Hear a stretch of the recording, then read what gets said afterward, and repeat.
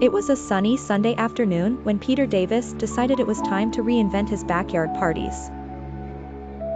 Naturally, like the tech-savvy guy he thought himself to be, Peter jumped online to purchase what he believed was a deluxe barbecue set with magical burger flipping capabilities and self-cleaning features that absolutely must have been invented deep within NASA's space labs.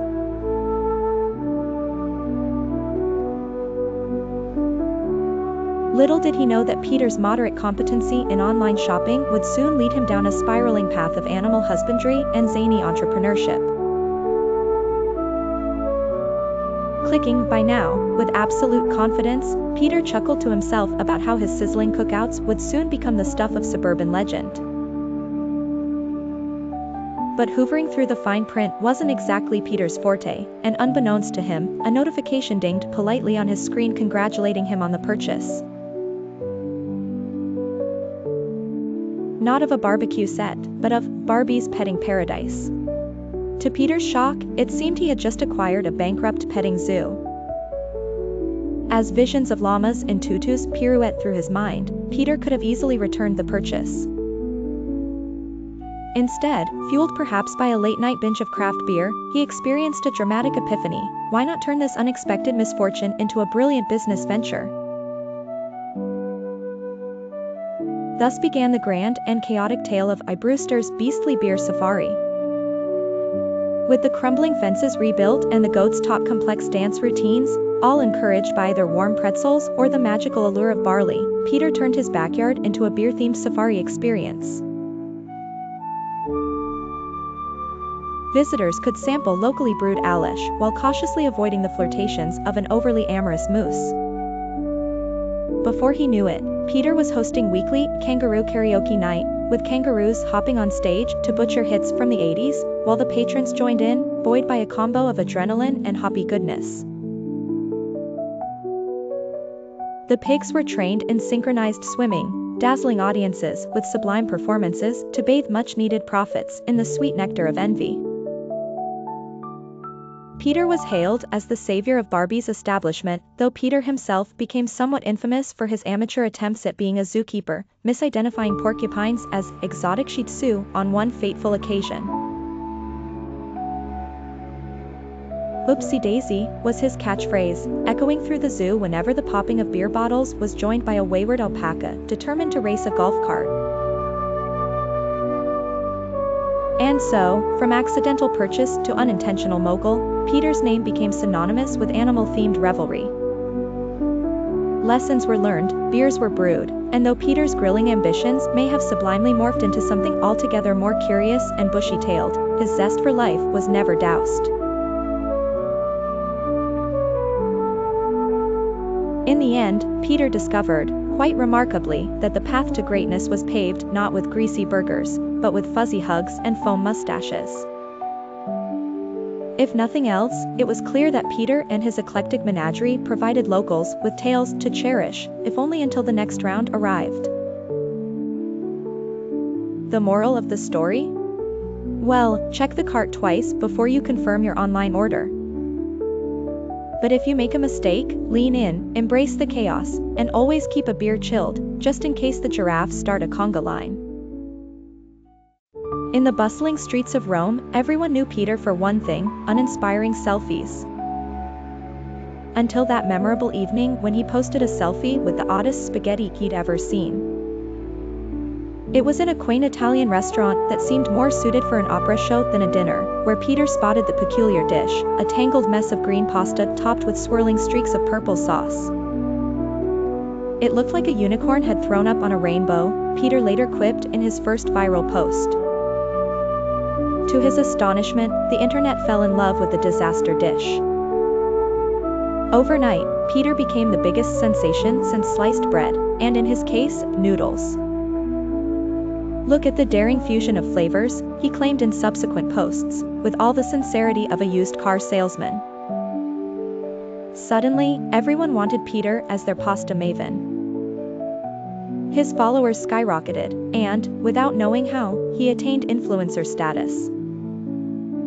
Brands tripped over themselves to send him every noodle variety imaginable, making him feel as though he was starring in a bizarre dream sequence. Peter dove into his newfound fame with the enthusiasm of someone who had just discovered Twitter for the first time without realizing it's existed for 15 years. He devoured linguine and ravioli, rating each pasta with wild descriptions only his half-awake imagination could conjure. This fusilli tastes like a summer sunrise over the Amalfi Coast. Or, a bite of this bucatini is like kissing a gondolier under the Bridge of Sighs. He even began carrying a monocle for authenticity, adopting the air of a pasta sommelier. Enter the mafia-owned ravioli. One chilly evening, Peter found himself in another charming Italian restaurant. He posed triumphantly with a steaming plate of ravioli, unaware that his next words would lead Rome's underworld to label him public enemy number one. Tastes like an old shoe, Peter declared with the naivete of a child sampling a Brussels sprout for the first time. Chaos descended faster than Peter could say arrivederci. Suddenly, the noodle hit was real. Overnight, he became the target of Italy's most infamous mafia, who seemed strangely fixated on noodle-based crimes. "Do not criticize our ravioli, capice?" growled the mysteriously noodle-obsessed Don, his grim voice leaving Peter petrified. Desperate to save his ravioli-loving skin, Peter called on all his influencer powers. He posted apologies, created hashtags like #PastaProtection and #RavioliRedemption, even staged live streams where he reluctantly professed the superiority of the mafia's ravioli. Still, the pasta dons were unyielding. Soon, Peter found himself dodging flying spaghetti and racing through cobblestone streets, his life going from pleasant pasta podcast host to noodle fugitive overnight. He ducked behind gelato shops, disguising himself as a tourist, face hidden behind oversized cameras, and "I love pasta" shirts. But no disguise was good enough to hide from what Italians were calling the Great Pasta Pursuit. In a twist worthy of his viral status, an unlikely ally emerged, the noodle nuns from the convent of Santa Macaroni. Known for their culinary peacekeeping and divine cannelloni, the nuns were eager to help. They whisked Peter away to safety, blending him into a cloistered sanctuary where angels sang and flour rained down like celestial confetti. Peter learned his lesson and swore never to critique pasta again without consulting a flavor priest. His escapades ended as unexpectedly as they'd begun, leaving him a changed man, or perhaps just more cautious about noodle-related public statements.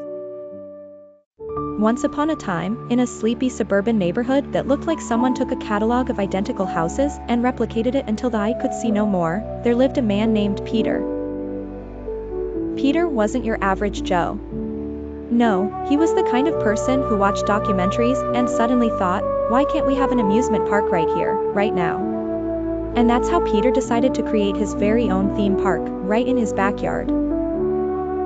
Equipped with a vision and pure, unadulterated enthusiasm, Peter dived into the world of DIY park building. He didn't have roller coasters or Ferris wheels, but he did have plenty of junk and old lawnmowers. Using engines that threatened to explode with every hiccup, Peter began welding and sawing, all while mumbling, "If you build it, they will come," to no one in particular. His piece de resistance was something he titled the Mower Coaster. It operated on the thrill of nearly missing decapitation as blades spun wildly and propelled thrill seekers at the astonishing speed of slightly faster than a brisk walk. Then, there was Pirate's Flail. An ingeniously designed contraption that looped you around and around until you either screamed from joy or puked. It depended on the person. Word spread like wildfire. Soon, curious neighbors ignored all instincts that whispered about insurance liabilities. They began flocking to Peter's backyard, paying $5 to experience the Mower Coaster, Pirate's Flail, and several other death-defying attractions. Peter was a genius, they said, while clutching their children tightly. It was a hit. Families queued around the block. Who needed Disneyland when you had Peter's wacky backyard bonanza right here? Peter even considered selling cotton candy at one point, but quickly dismissed it for being too mainstream. Instead, he settled for stale cookies. As popularity surged, Peter basked in his new role, the Sultan of Spares, Master of Makeshift, and Duke of DIY. But that was before OSHA, the men in hard hats and expensive suits, appeared like shadows in the night. "Sir, could you explain how a pirate's flail passes safety regulations?" one burly bureaucrat quizzed, while clutching a pen that definitely meant bad news ran the risk of becoming reality. Peter stammered something about thrills versus chills, producing an unexpected laugh from another OSHA officer. "I want to try," Peter argued. "But safety regulations aren't like pet goldfish, you can't just ignore them until they float to the top." After swiping through a checklist longer than Peter's grocery list, it felt as if every attraction had an obituary written by a humorless pencil pusher. Eventually, the theme park was shut down, deemed an imminent danger to all life forms within a 5-mile radius. Goodbye, Mower Coaster.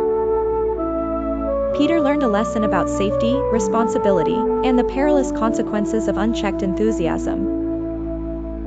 The neighbors went back to frowning at documentaries, and the backyard was once again a haven for barbecue grills and garden gnomes. Yet, Eureka lingered in Peter's heart. The memory of 50-odd moments of unadulterated backyard joy held mystery. Would there be another backyard bonanza? Well, Peter chose to chill on enthusiasm for now.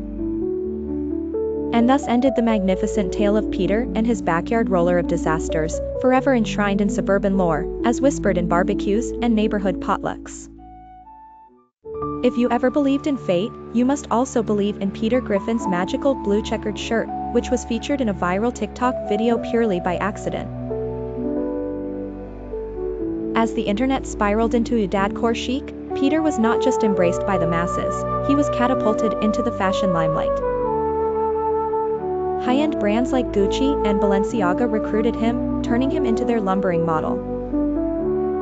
Peter's experience in modeling consisted mostly of tripping over his feet and delivering facial expressions somewhere between deer in headlights and constipated camel. On the other end of town, Quagmire, Peter's neighbor and notorious Lothario, seethed with envy. Quagmire tried a dadcore chic, but quickly learned it's not considered chic when your chemise is lit with saucy neon parrots. Peter Griffin's belly button has been a mystery since the dawn of time, or at least since the summer of 1962.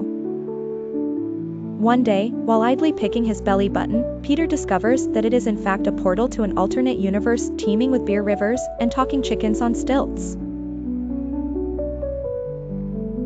At first, Peter enjoys his excursions to Beer and Beaks, hosting clandestine parties with his newfound feathered friends. But soon, Captain Cluck and his poultry comrades plot to spread their beak-flavored wisdom upon Earth. The Griffin household is besieged by squawking chickens who scatter their feathery joy and are surprisingly political. As Peter battles the interdimensional escapades, Quahog teeters on the brink of a feathered leadership. Once upon a time in a world where logic went on vacation, Peter swallowed a toy vending machine coin on a dare. Much to everyone's surprise, whenever someone poked him in the belly, he started coughing up snacks. Chips, candies, and even novelty items began to emerge from his oral cavity whenever a belly press was administered. Stewie saw profit potential and started charging neighborhood kids a snack tax to press his father's belly for treats. Meanwhile, Lois had the world's longest eye roll and was miffed by the disarray of sweets and laughter festooning their home. Peter needed extra money, like most people need a vacation, so he started a side gig standing perfectly still in a department store. Soon, huddled within Macy's domains, Peter became so astoundingly immobile that customers began to mistake him for a real mannequin. Little did Peter know, he became the subject of everyone's favorite store rumors. Alas, Claire, a lonely shopper whose heart had been parked on the Bureau of Unanswered Love, sought to buy a Peter. Try as she might to impress with sales coupons, Peter remained frozen in the trap of his own wits. Peter, with his endless optimism for free food and horrifying naivety, plunged into cultdom by chasing the promise of free pizza night. Unbeknownst to him, pizza came at the spiritual price of worshipping a sock puppet named Holy Saki. Through a series of bananas coincidences, Peter climbs the ranks to achieve supreme leader status. Yet, amidst the sock puppet sermons and ceremonial attic dustings, Peter only yearned for more cheesy heaven. Meanwhile, Meg and Chris began to order sock puppets online for Peter's further ascension, trading colors with such intensity that it alarmed even the sock dresser. A sock puppet reality felt too real. Peter, a man known for his inexplicable ability to attract chaos, finds himself sucked into the whirlwind known as Of Quahog's Got Quirks. This local show isn't your typical talent contest. It's a cacophony of quirks, celebrating bizarre acts like high-pitched belching opera and waffle-juggling ninjas. As a newly minted judge, Peter's criteria for a golden buzzer might seem unconventional to the average viewer. But for him, the golden award belongs to the oddest of oddballs. One memorable evening, a participant performed a symphony composed entirely of synchronized sneezes. Peter not only buzzed, but joined in, producing a tone so impeccable that the contestants' sneezes paled in comparison. However, his stint as a judge was short-lived when Peter decided his talents were too fabulous to ignore. Why, he could be quirky too.